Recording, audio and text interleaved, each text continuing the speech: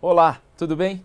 Direto dos estúdios da B3, eu sou o Carlos Sambrano e converso com o Rony Meisler, CEO e cofundador da Reserva, sobre capitalismo consciente. Rony, você é presidente do movimento Capitalismo Consciente no Brasil. Sim. Mas eu te pergunto, o que é o capitalismo consciente? Bom, o Capitalismo Consciente é um movimento que foi fundado em 2012 para 2013 por duas pessoas, dois caras assim, muito relevantes ao meu ver. Um é o John McKee, que é o cara que fundou a Whole Foods, um americano, e o outro é um indiano que chama Raj Sisodia, que é professor da Babson College, também nos Estados Unidos.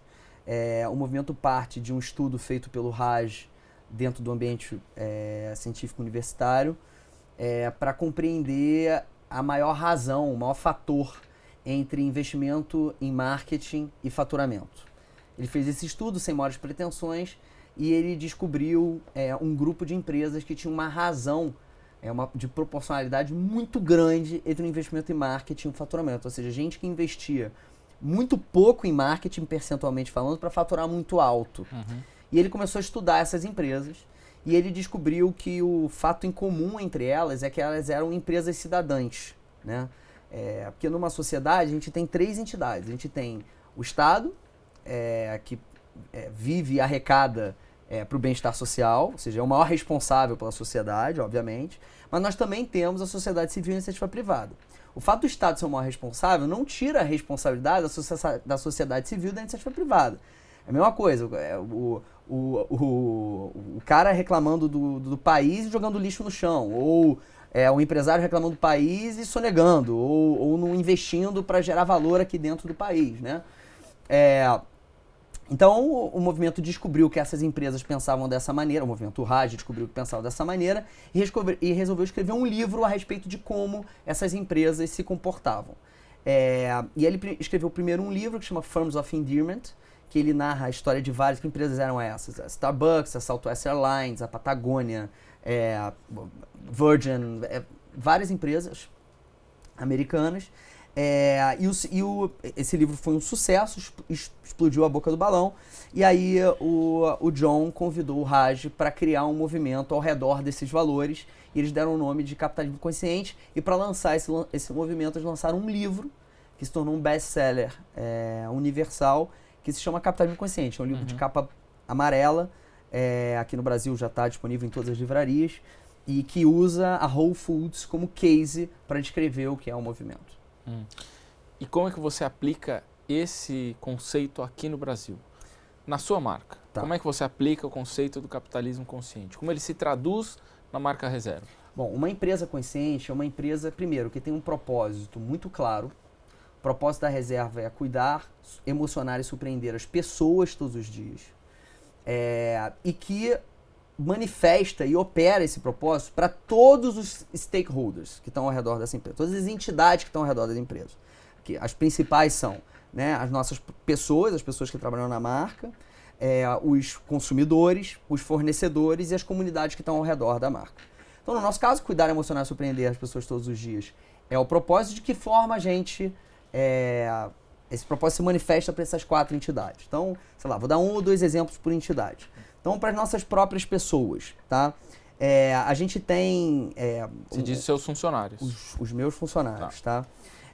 A gente, por exemplo, tem licença paternidade de 45 dias para todos os pais da Reserva, quando a nossa obrigação é de 1 semana, né? As mulheres da Reserva, elas têm 180 dias de licença maternidade, quando a obrigação é 120. E aí a gente fez uma campanha, inclusive, uma vez, sobre... o fato de que muito pouca gente sabe, até importante para o espectador saber, existe um benefício fiscal para as empresas que dão 180 em vez de 120 dias. Ou seja, você recupera isso em imposto. Esse benefício foi uma vitória com base num estudo da Organização Mundial da Saúde, que diz que é muito importante a amamentação nos períodos de 180 dias e não 120 dias, né? Por 6 meses. Então, as licenças, paternidade e maternidade são um bom exemplo. Um outro exemplo, a gente tem um programa na Reserva que chama Cara ou Coroa, que emprega pessoas acima dos 70 anos de idade em todas as nossas lojas. Então, hoje, 40% da base de loja tem pelo menos um funcionário acima dos 70 anos de idade. trabalhando ou como vendedor ou em qualquer cargo administrativo dentro da loja, né? Um outro exemplo, a gente tem um programa que chama Bota na Vitrine. Bota na Vitrine é um programa de estímulo à colaboração entre departamentos da empresa. Então, quando eu trabalhava para iniciativa privada, né, uma coisa para mim ficava muito clara: departamentos de uma mesma empresa se entendem quase como departamentos diferentes. Então eu pensava que se eu empreendesse um dia, eu ia querer ter alguma coisa que estimulasse para que isso não acontecesse. Então todo mundo no mesmo barco. Então todo mundo que entra na reserva lista na ficha admissional 3 sonhos realizáveis, e esse programa ele ranqueia o cara que entregou a coisa mais legal para um departamento que não o dele ou dela dentro do trimestre. E o prêmio para quem ganha é a realização de um sonho. Então a gente já botou gente para dirigir Ferrari aqui em São Paulo, para voar de asa delta, para passar final de semana em Mauá com a esposa. Enfim, então 3 exemplos de como a gente cuida, surpreende e emociona as pessoas todos os dias, para as nossas pessoas. Só te cortar aqui antes de você dar outro exemplo, mas só para saber, você falou de funcionários idosos. Sim. Vocês não fazem isso só porque querem ser legais. Sim. Eles também têm que ter desempenho, Sim. qualidade, Sim. profissional. Como é que é o desempenho desses funcionários? Então, a princípio, obviamente, esse projeto começou como um projeto social, um projeto de inclusão, né? Mas o que a gente percebe, a gente fala que a gente brinca lá que são os cabeça branca, né, da reserva, é que o desempenho é fantástico comercialmente falando, né? A gente fala, pô, a galera da cabeça branca tá botando a molecada pra ralar aí, vambora, correr atrás, daqui a pouco é só cabeça branca. Vocês trabalham com mais vontade até. Não, porque tem uma coisa que é quase que óbvia, assim, uma molecada que trabalha nas lojas, né? Gente entre 20 e 22 anos de idade. Uma figura mais madura acaba virando um mentor e um ponto central dentro daquela loja, um conselheiro, né? Um estrategista ali dentro daquela loja. Então ele vira uma referência para aquele time e cria uma importância absurda dentro daquele ecossistema, daquela pequena comunidade, né? Então, o desempenho é absurdo. Um dos objetivos para 2019 é ampliar de 40% para pelo menos 60%. E aumentar a profundidade também, ou seja, a loja que tem 2, ter 3. Então, aumentar para 60% a base de lojas e quantidade também dentro da loja. Quantidade de funcionários. Bom, aí voltando, desculpa, eu te cortei porque eu queria saber como é que funcionava. Tá.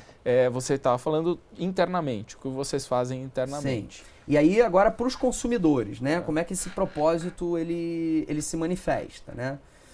Então, sei lá, o primeiro exemplo que eu poderia dar o nosso maior prêmio de varejo, ele não está associado a um KPI de performance em vendas. Same Store Sale Grow, crescimento em vendas, mesmo as lojas, que é o Same Store Sale Grow, crescimento em vendas total, PA, venda média, que são KPIs clássicos, índices de desempenho clássicos de varejo. Mas sim, a melhor e mais incrível história de encantamento ao consumidor.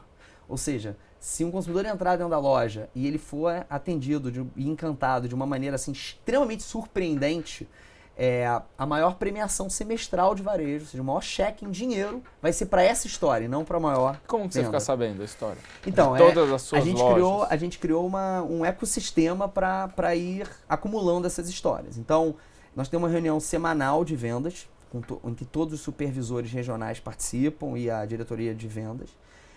Ao final dessa reunião, a gente tem 20 minutos para que cada supervisor apresente uma história de encantamento que aconteceu na rede de lojas dele. E sempre tem que vir com foto ou com vídeo para testar a veracidade. Então, como os vendedores e as vendedoras já sabem disso, quando acontece eles tiram foto ou gravam alguma coisa. Nessa reunião a gente vota melhor.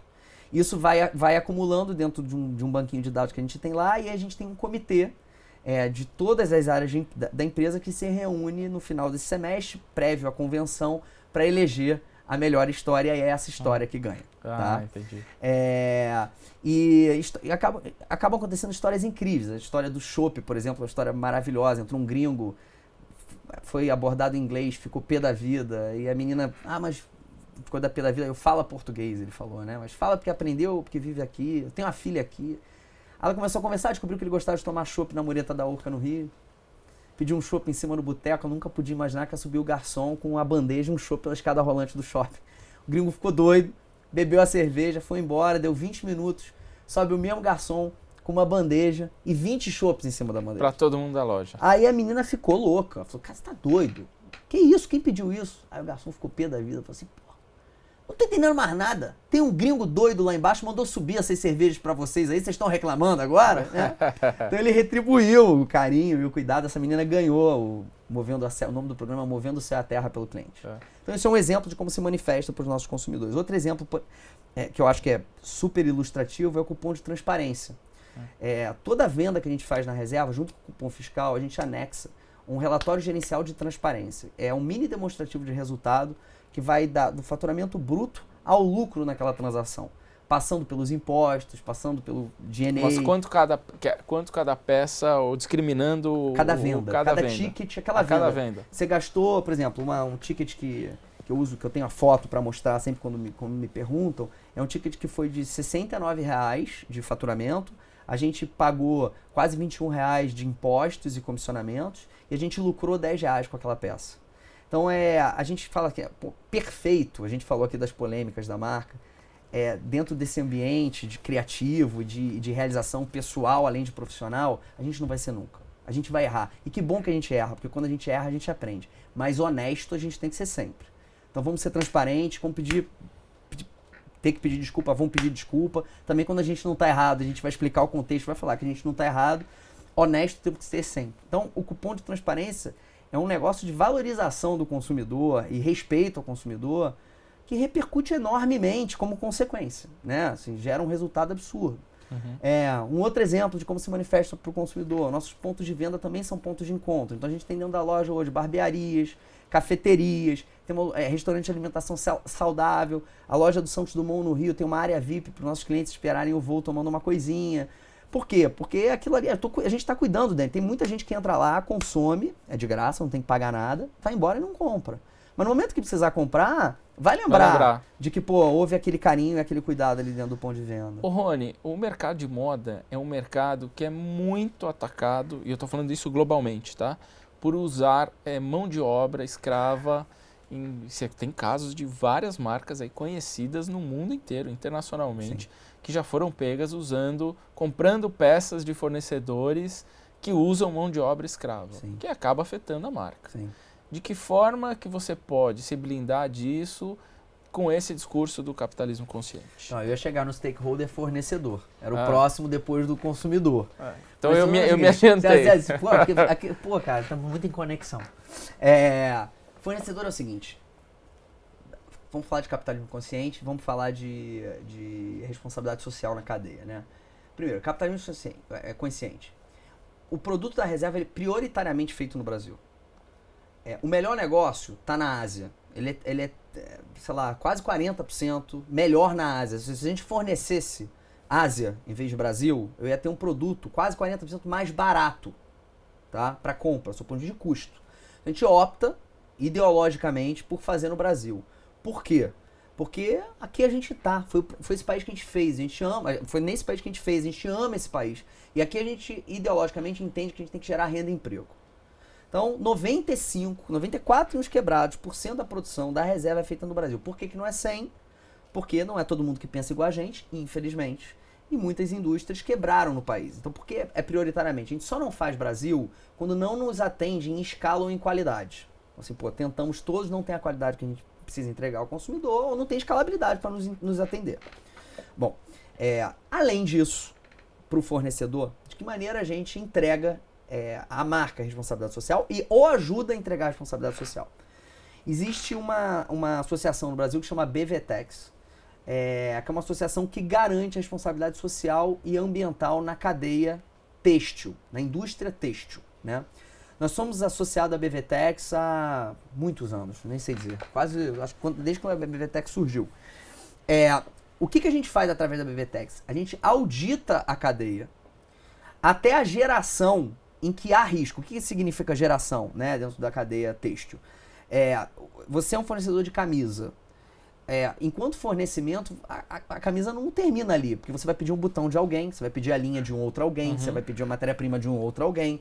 Então, se eu auditar só você, eu não estou auditando a camisa, porque tem produtos ali na camisa que se tiver trabalho escravo no botão, na linha, Então você vai... Isso te mancha a tua reputação. Acabou, né? Vai dizer que é só que foi um botão. Né? Não tem como. Então a BVTEX garante pra gente a auditoria das gerações da cadeia. Até qual etapa da cadeia? A gente imagina que na média tem de 3 a 5 gerações. O que a gente faz especificamente com a BVTEX é garantir que ela vá no fornecedor, no item a item, faça todas. Se tiver 7, faz.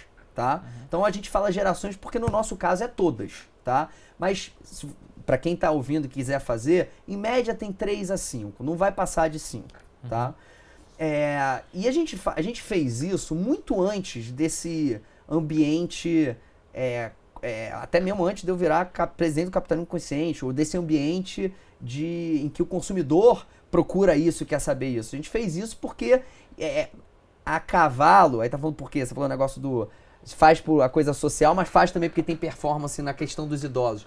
Nesse caso também, porque quando a BVTEX vai lá na indústria auditar o fornecimento, a cadeia, os processos, ele também está ajudando aquela indústria a ser mais produtiva. Porque quando ele está olhando, por que você está fazendo aqui e não acolá? Por que você está fazendo isso e não aquilo? Então, é também uma consultoria a reboque que a gente entrega para a indústria. Mas de onde veio a decisão? Vamos agora falando claramente. Você tem ali um fornecedor que é 40% mais barato, ou seja, teu lucro vai aumentar. Sim. E você tem um fornecedor brasileiro que é mais caro, mas você está priorizando a indústria brasileira. Sim. De onde veio essa... Porque isso você acabou de dizer, foi antes dessa história do capitalismo consciente. Sem dúvida.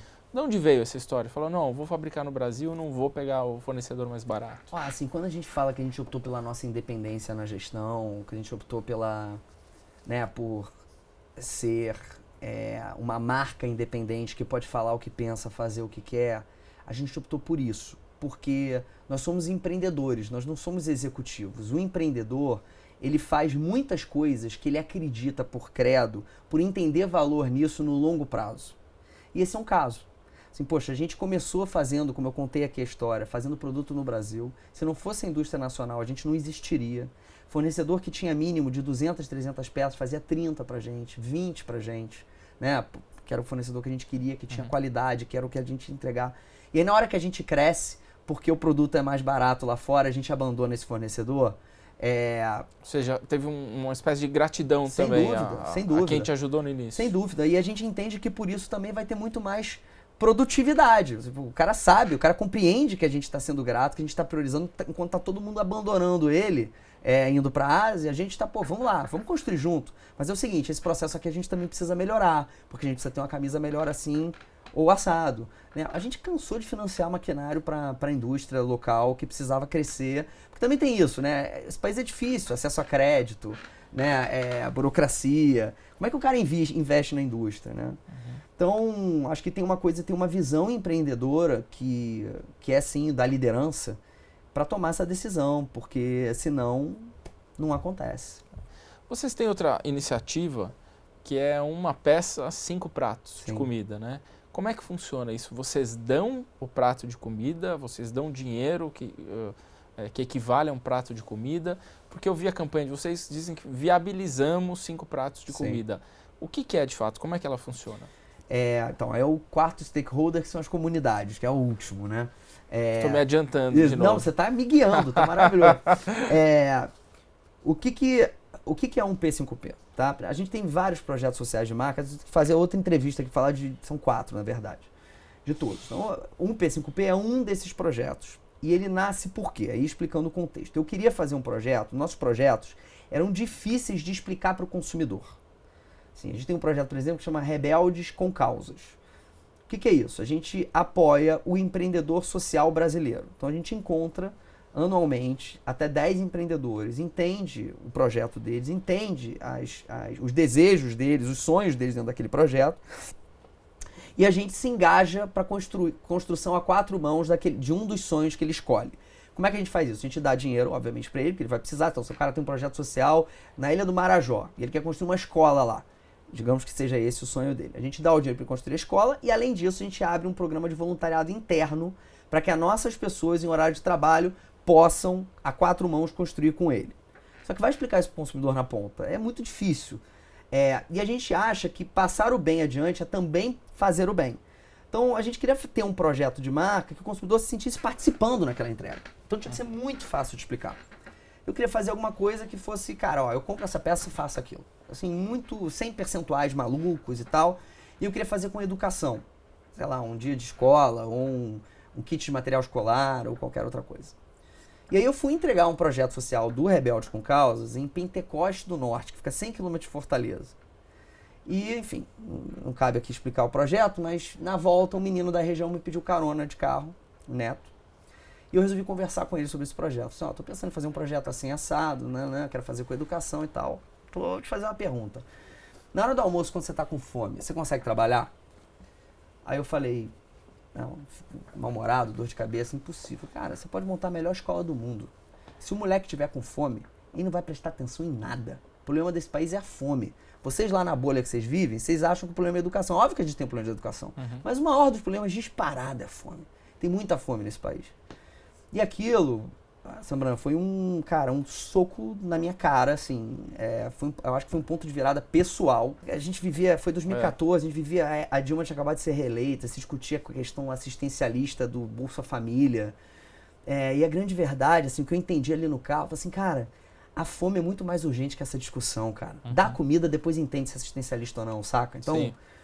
E aí eu voltei pra casa e comecei a estudar o problema da fome, que em resumo são dois. 52 milhões de brasileiros não sabem se vão comer hoje. Isso é muito grave. Isso é 1 em 4 cidadãos. 1 em 4. Desses, quer dizer, não sabe se vai ter dinheiro, aí vai arrumar um dinheiro, vai tomar um refresco, um salgado.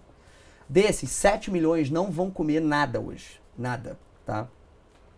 E o outro problema é o seguinte, pô, o que é? Falta comida na indústria, no campo? Não, a gente produz quase 130% da necessidade para alimentar todo brasileiro com 3 refeições diárias na indústria e no campo.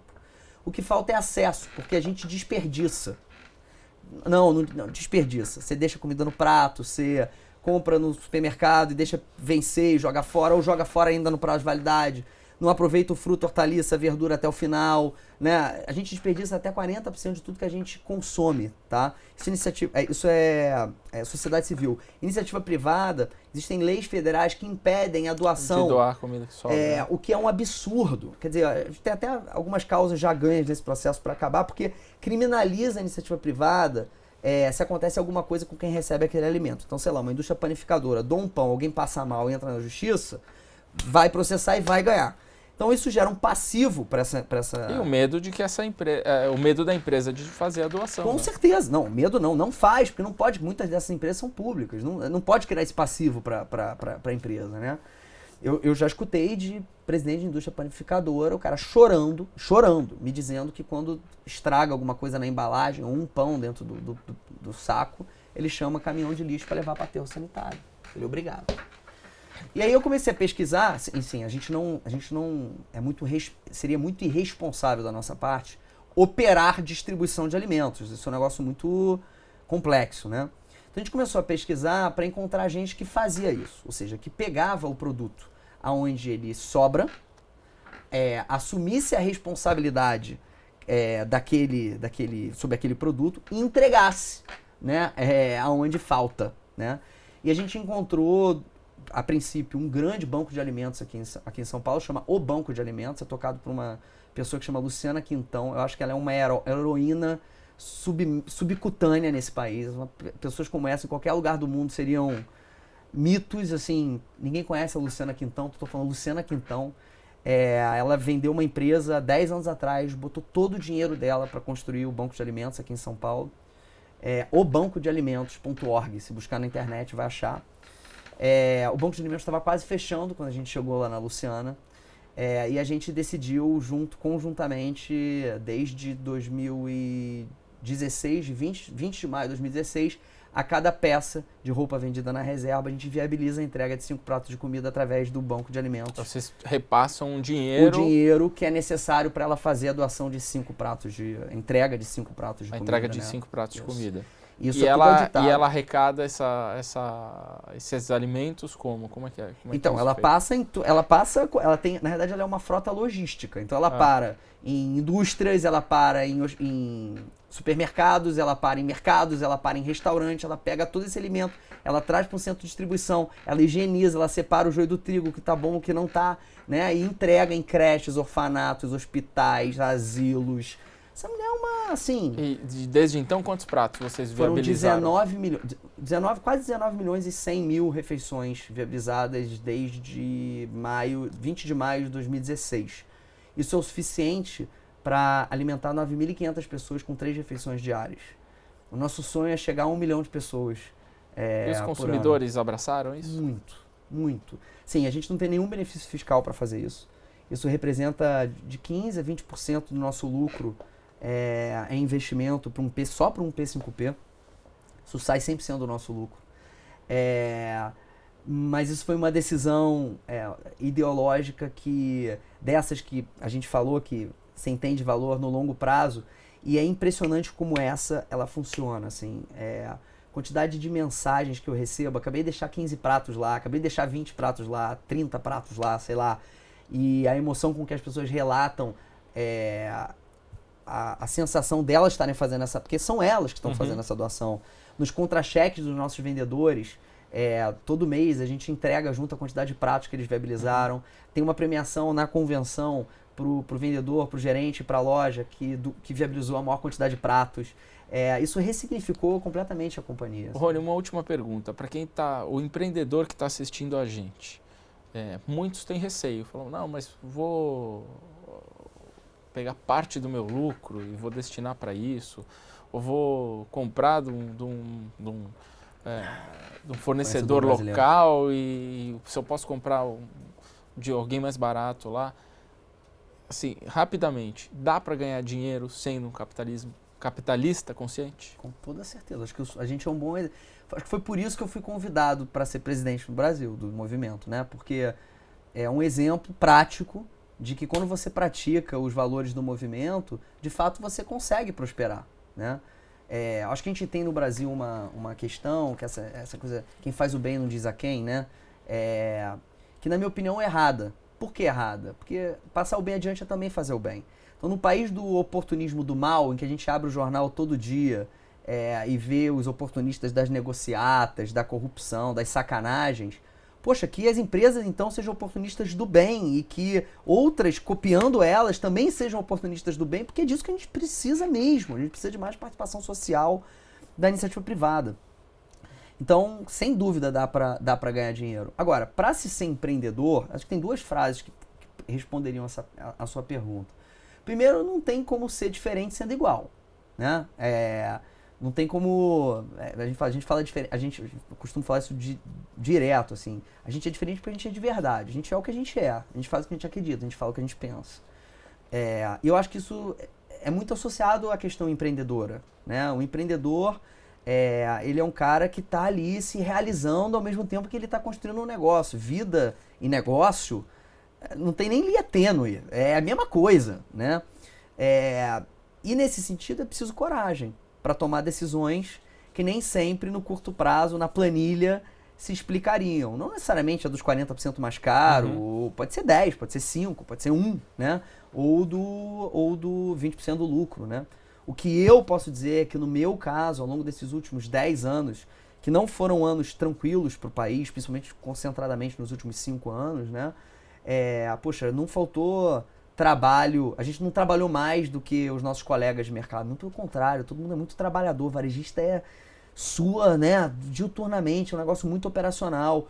O que a gente realmente fez diferente foi essa lógica de consciência, em toda a transversalidade, para todos os stakeholders, entrega do nosso propósito, né? E no nosso caso, eu não consigo destacar, para além disso, coisa que a gente tenha feito diferente nos últimos 5 anos. A gente cresceu, tanto em faturamento como em lucratividade, enfim. Tá ok, muito obrigado, Rony. Obrigado a você pelo espaço, Sambrano. E no próximo bloco conversaremos sobre os próximos passos da marca.